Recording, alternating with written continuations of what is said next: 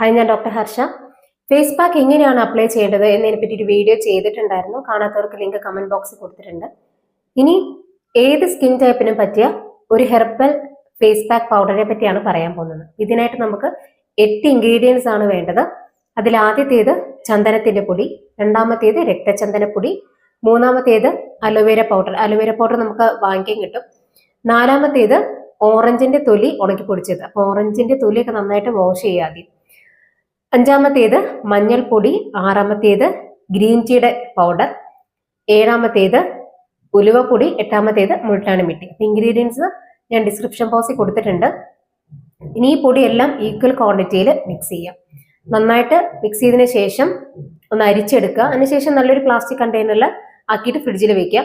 അപ്പോൾ ആവശ്യത്തിന് എടുത്ത് ഉപയോഗിക്കാം. ഇനി ഇത് ഉപയോഗിക്കേണ്ട വിധമൊക്കെ എല്ലാം ഫേസ് പാക്കിന് പോലെ തന്നെയാണ്.